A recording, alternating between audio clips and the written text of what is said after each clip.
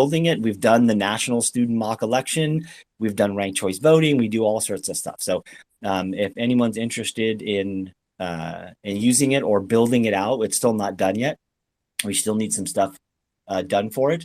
But I can easily do every ballot in the country and tell people, again, like the cereal aisle, rank your top 5 and then narrow it down to 4. And if it's not ranked choice voting, narrow it down to 3, 2, or 1.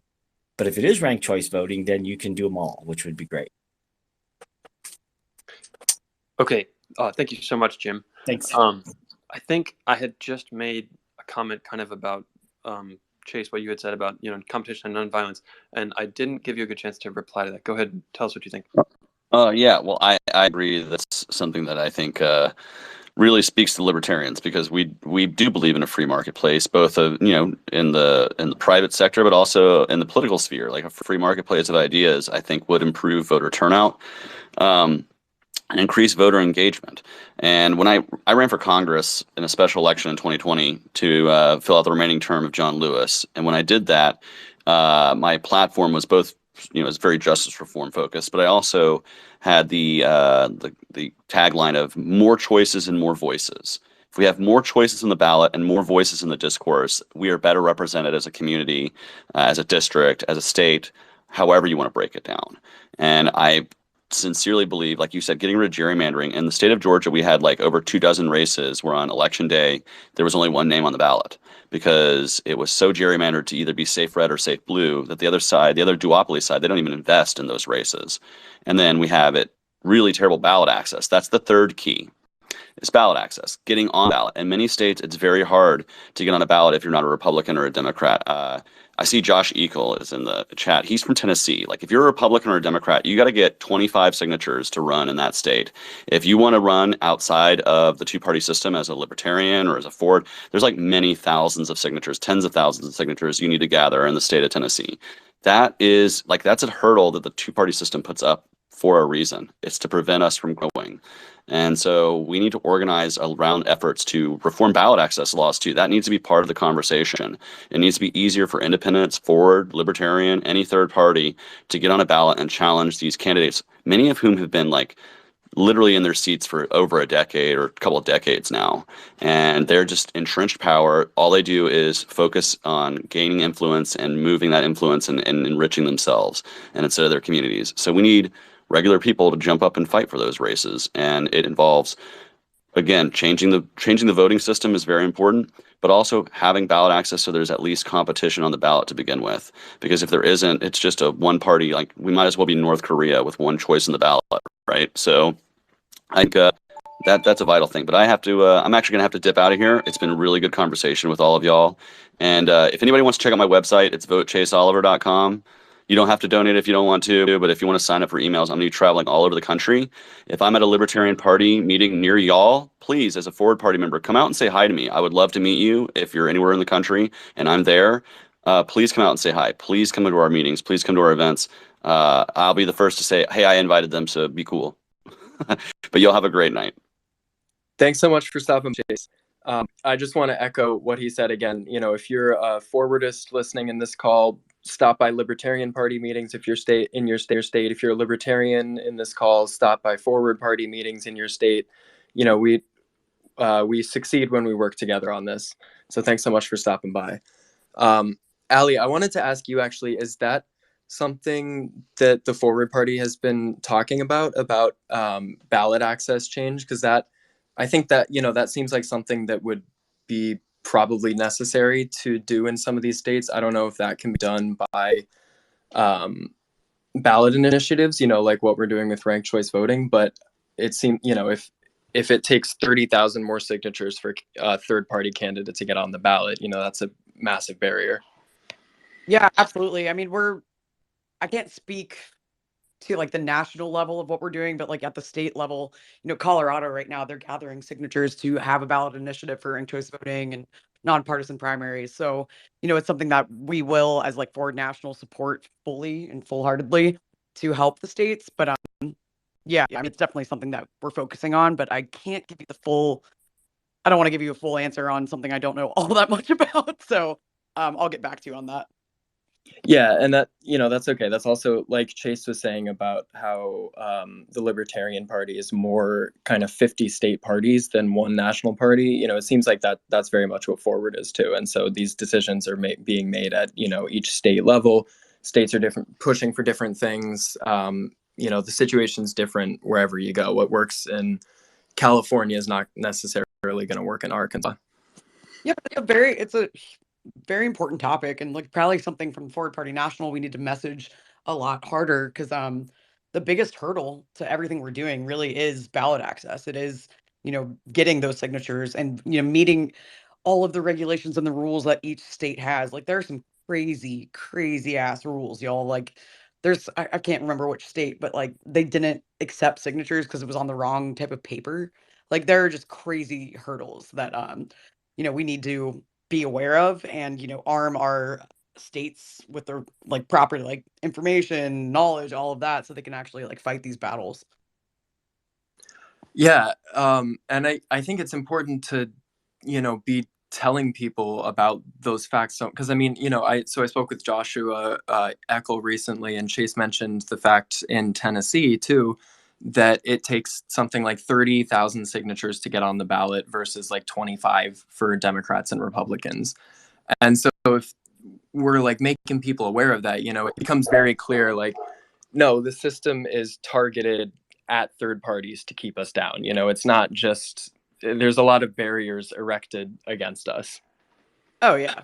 It's like a bad like 80s movie where the villain just keeps like changing the rules or something. I don't know. It's gnarly, the things that are allowed to happen to keep competition off the ballot.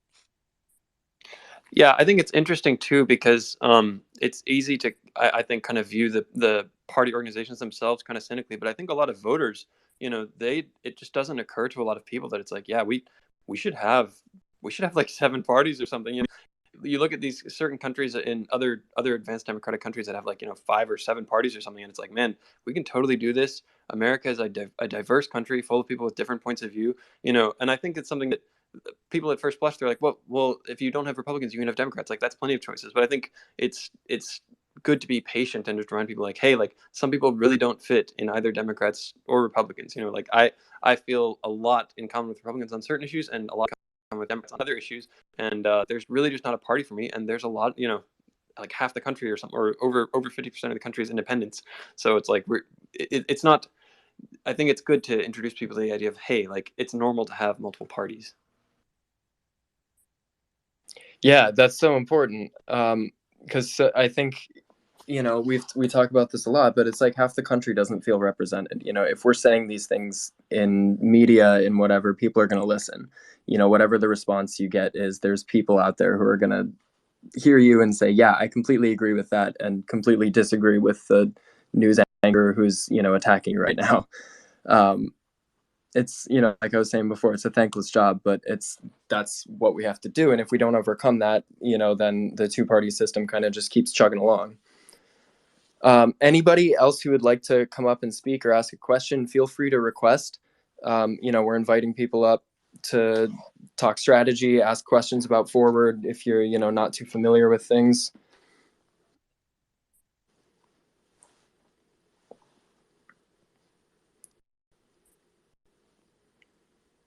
Raider, how are you doing? Hey, what's up, guys? Doing good. What's the just to get into the meat and potatoes, what's the core difference between Forward versus everything else? I'm a libertarian, so I'm curious. Yeah, so Forward Party is about voting reforms that would allow third parties to compete. So we're not an ideological party. Our platform is limited to ranked choice voting, nonpartisan primaries, and independent redistricting commissions.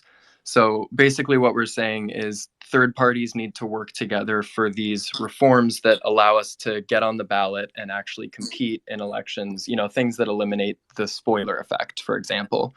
And so we're not taking an ideological position right now. I don't know if you were here while Chase was speaking with us, but, we're actively looking to work with other third parties and want other third parties to succeed widely. So we're looking at... Have you ever researched story of the political parties to find out how that happened to where it's mostly a two-party system, and then find out how to reverse or amend the process, from a historical standpoint? Yeah, the Forward Party is all about implementing like systems that are meant to kind of break the two-party system. So like certain in certain elements of the duopoly are kept in place by like gerrymandering, for example, made it very easy for the politicians to stay in office. So the Forward Party is against gerrymandering because it wants to like make politicians have to compete more for people's votes. The choose one only voting system that we have is a big culprit that helps the duopoly a lot because it limits people's options, right? I mean, famously in Florida, right? That's pretty recent history. Florida went to George W. Bush, even though if you added up the Green Party vote and the Democratic vote, that actually totaled to more than the Republican vote. So that interaction led to a continuation of the duopoly because those Green Party voters were punished for voting for the person that they preferred the most and the policies that they preferred the most. And they were only punished because of the choose one only voting system. As Holden was saying earlier, in real life, you're not forced to choose only one thing. You get kind of a variety of options. If one doesn't work out, you can choose something else. So the choose one only system really encourages the duopoly by restricting voter choice, whereas switching to a ranked choice voting system allows people to get their ideas out there a little bit better because you get to put somebody in slot 1 or somebody in slot 2 or slot 3. And ranked choice voting has been shown to reduce partisanship. I mean, Alaska is already changing politically because they've adopted ranked choice voting. So people are kind of coming more to meet and see each other's perspectives in Alaska better. And there's other reforms, star voting and approval voting also do a really good job of letting other points of view get on the ballot, because for star voting and approval voting, you're not limited to voting for only one. So you're able to express, support for the Libertarian Party as well as maybe a party that you think has a better shot at winning. And then open primaries are really good at combating the duopoly because just the way that our current system works, right? With the closed primary process, the primaries, which are a pretty critical part of our election system, are seen as property of the two major parties, right? Where if you want to vote in a primary that's going to result in a candidate who's actually going to win, you have to be a part of the Republicans or the Democrats. And, hypothetically, everyone could register for one of those parties, but psychologically, people just don't want to do that. People, if you're like me, where you have some points of view in common with the Republicans and some in common with the Democrats, it doesn't feel good to register with one of the major parties. So open primaries, which are one of the big things that the Forward Party champions, they let everybody vote in the primary process, right? They recognize, hey, this is a big part of our election system, and people should have equal access to this part of our election system. So let's give people equal access to it, regardless of party affiliation. Does that answer your question, Raider? Yeah, I like the idea of coalition governments and multi-party systems because right now, like you said, the duopoly of the two-party system is kind of silly. If you look at other countries, parties are required to negotiate for any type of legislation, whereas in the States, it's more of like, who controls what. And I think that's the other issue, like, for example, if you had, I guess the Green Party you mentioned, you had libertarians out there, Republicans, Democrats, and let's say a couple other parties.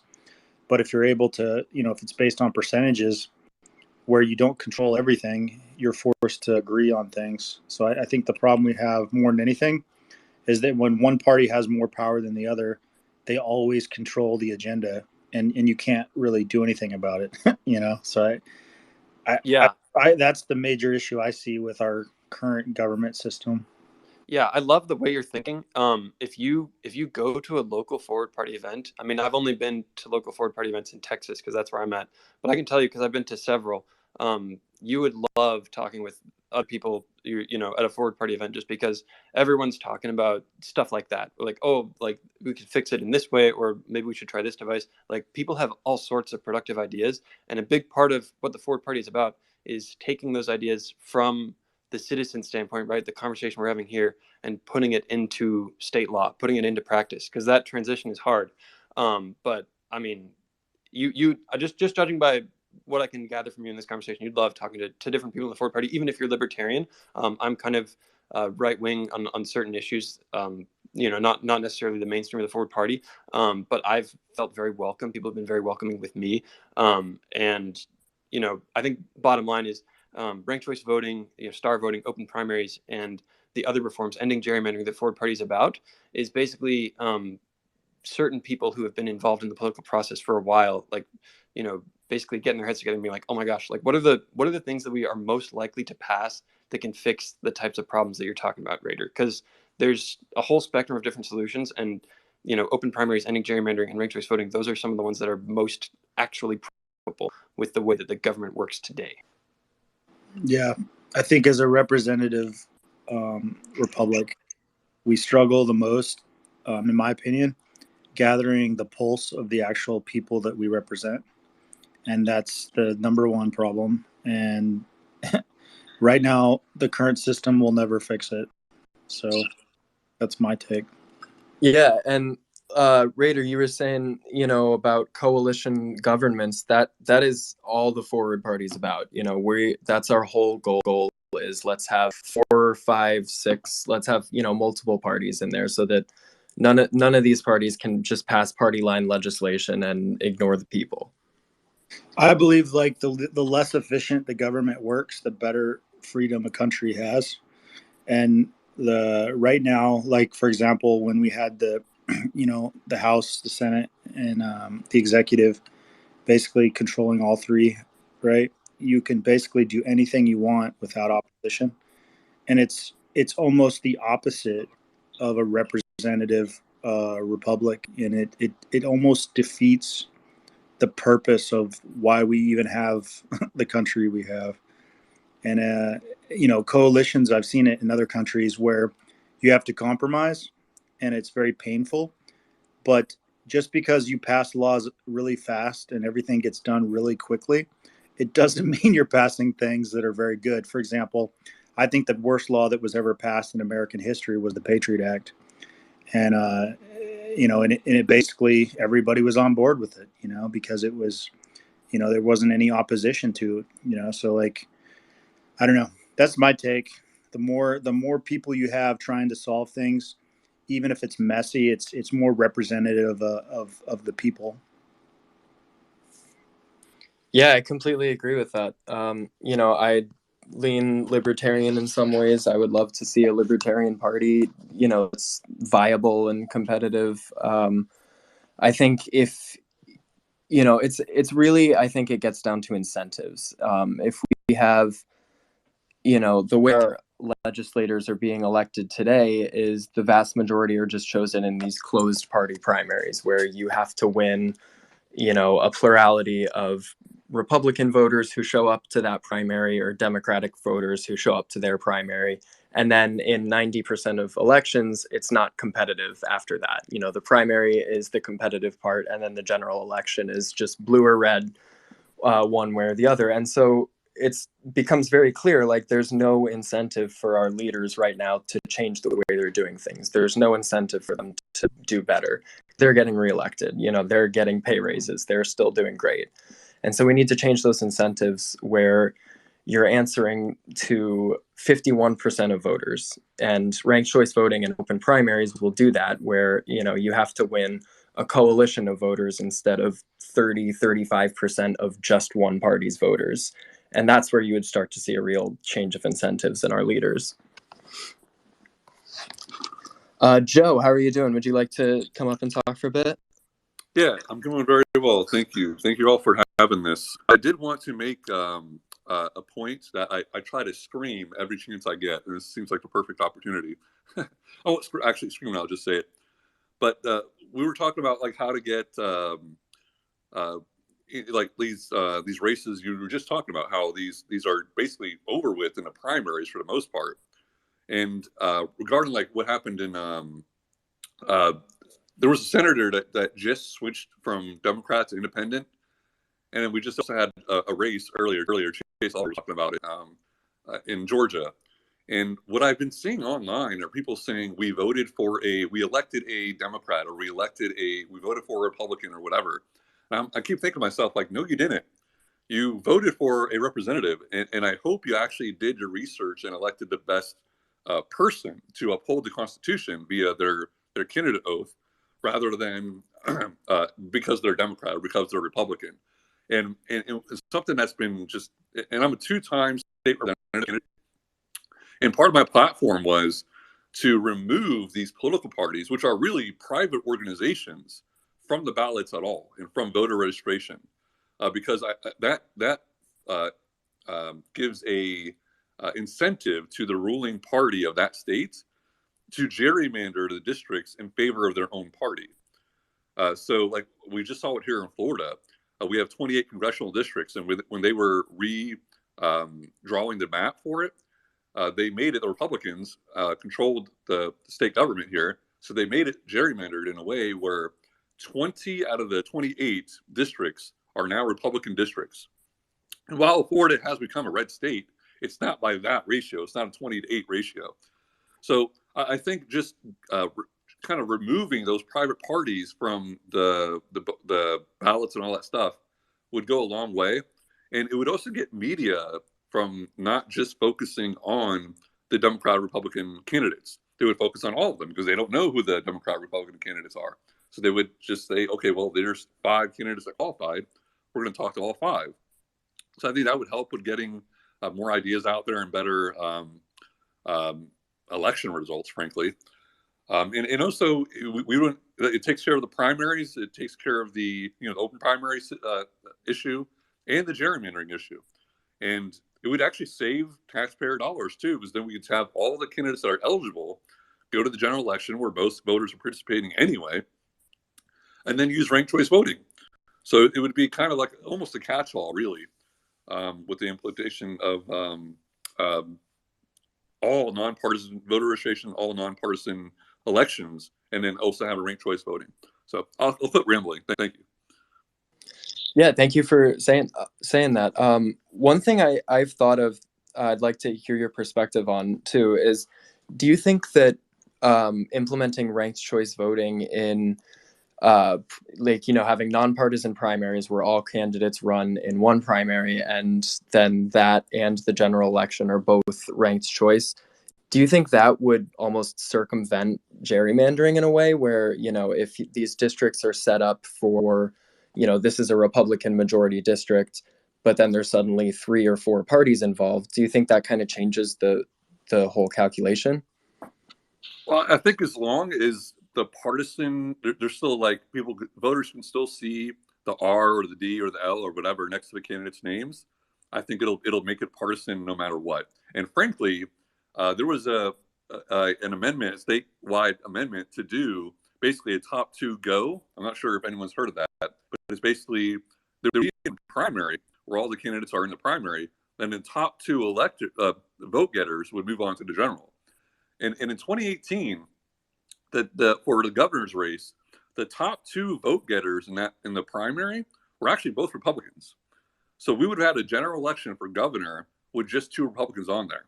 So there was like 10 Democrats running. So they would have basically they were all sharing a larger pie there. So the Republicans, there was only 2 of them really that were running, and they both got more votes than the Democrats. So I don't think that's really a cure-all. I think it would have to be, we would have to have ranked choice voting. We would have to have nonpartisan elections, because the way it would work is we wouldn't, like I said, I ran for state representative twice. If we would have had an open primary for the candidates, I would have been knocked out in the primary, and I would not have even had a voice, and voters would not have had an additional choice for the general election. So I'm actually, open primaries could be a bad thing if it's not done right. And that top 2 go is really an example of that. That's just my opinion. Yeah, I can see how that could cause some issues. I think there's examples of that working well too. I think, on a statewide race, it's not beneficial to have 2 candidates of the same party. But on the flip side, I think in California, for example, they passed open primaries, I think 2012. And in the next election, the number of competitive elections doubled. And there were a lot of races for the House of Representatives, for example, that had two Democrats running against each other. And so I think on a smaller scale like that, at the county level, at the district level, it could be a lot better to have two candidates of the same party if it is dominated by one. But I'd like to hear your thoughts on that. Yeah, and I was actually going to bring that up in my last comment, but I forgot. Another solution would be multi-member districts. So you would actually have, let's just say it's two member districts. So what that would do is you would merge two districts two individual districts into one, and then you would have the top two vote getters of that district get elected. So it could be like if there's a district that's like 55% Republican, 45% Democrat, for example, you would have the Republican win like almost every time. But if it's a multi-member district, you would have a more representative, representation there. So you would have one of each, so to speak. So I would try to do that, really just expand it as much as possible. So I would have like maybe four district, like a mega district, basically a 4-member district. So it would be like the top 4 would get elected. And it would be a lot more representative because currently the way we have it now, again, like 51%, like we had in Georgia, it's like 51 to 49 or even closer than that. And then you get 100% of one candidate or the other, one party or the other. So it was multi-member. Like if the U.S. Senate races were done multi-member district, and it's hard to do that way, but just for example, you would almost get one of each major party almost every time. And if one of the major parties aren't too strong in a certain state, you would actually get a third party elected, which I think would be pretty cool. Or sometimes not. Sometimes they'll run 2 candidates of one party. But anyway, I just think it would be far more representative of the people in general. But again, I would prefer the parties could exist and all that stuff, but I think they could just endorse whatever candidate they want, just like any other organization like NRA or Sierra Club. But putting them on the ballot is just, again, it's like private parties, private organizations being on taxpayer-funded, elections and ballots and all that. Just doesn't really make sense to me either. And I try to tell people that whenever I get a chance. I don't know if I'm crazy or not, but tell me if that makes sense or not. No, you're not coming off crazy at all. What you're saying makes sense. Absolutely. And that's what the Forward Party is trying to do, is not prescribe these, this is what we say is going to work and this is what we're going to do. It's about what's going to, you come to your state, party meeting, and what do you think should happen in your state? And we're trying to be kind of a landing ground for people who want a more representative system and want a system that can, rebuild that relationship between constituents and their representatives. And it's going to look different in every state. You're not coming off crazy at all. Yeah, I would say, Joe, I love the idea of multi-member districts. It's just a reform idea that really appeals to me for all the reasons that you cited, where it's like, hey, people who are not in the exact majority opinion in a geographical area, they can have a voice too. Wow, that's how crazy. Like in 2022, our government's that advanced. Wow. I would say though that for me, I've been really drawn to some of the reforms that Forward highlights more, like STAR, ranked choice voting, open primaries and stuff like that, because I've been kind of won over by the idea of the Forward reforms are more practical. That said, kind of what Holden was saying just now is like, hey, like if you're excited about multi-member districts, like, in a lot of ways, other than the major electoral reform issues that it endorses nationally, Forward is in a lot of ways a vehicle to help, people who feel disconnected from the process right now solve problems they're passionate about. So, taking party names off the ballot, I'm not as passionate about that one, because in my mind, it's like, man, if we could just get 7 parties or whatever, then I don't mind as much their names being on the ballot. But if that's something you're passionate about and you connect with your local Forward group, the sky's the limit, right? In terms of what you want to do and who you reach out to. I've been involved with Ranked Choice Voting Texas, which is not Forward Party. It's a separate group, and I've been a little bit involved with them these past few months, and it's just been really cool because it's just a group of people who are passionate about ranked choice voting. I'm excited about electoral reform, and we're just trying to get phone numbers and emails from people, and we're coordinating. I think that the organization has one person who's like got experience in the legislature, and they've told us, hey, like, you know, try to get phone numbers and emails now, and when the time comes, we're going to call the the appropriate legislators on the Texas legislature, and then that's how we're going to pressure them to adopt certain ranked choice voting related reforms. And it really is just a matter of like, hey, let's get together, let's get some people who are passionate about this, like let's have these conversations. So, you know, I think that your ideas are really cool, and I think, you know, in my mind, after the idea, the next step is like, hey, let's go do this. And I promise you, Forward is organizing people who are going to be ready to help you put the knowledge that you have into practice and turn it into tools for change, which I'm really excited about. So I definitely encourage you to reach out to your local state Forward Party. All right, thank you. Thank you very much. I just want to say again, I appreciate all doing this and being, you know, organizing to make changes and getting, you know, the message out there to voters. So I really appreciate that. Thank you. Yeah, Joe, I know you talked a bit about, you know, some of the things that were kind of barriers to your campaigns that you ran. Were there any other things that you felt like were worth mentioning that were, you know, big struggles for you in your campaigns, or some, you know, barriers that came up, things like that? Yeah, I mean, yeah, I kind of mentioned it before. I think the vast majority of voters don't do research beyond that partisan letter next to the candidate's name. So I averaged 2% as a result as a libertarian against a Republican and Democrat, those two state house runs. And I just feel like I don't think my ideas were 98% bad. I just think that voters, you know, vote partisan, and that's the way it is. So I think that's why I feel so strongly about that. It's just like, you know, it impacted me directly. But yeah, another one is like people will give money to certain candidates based on party.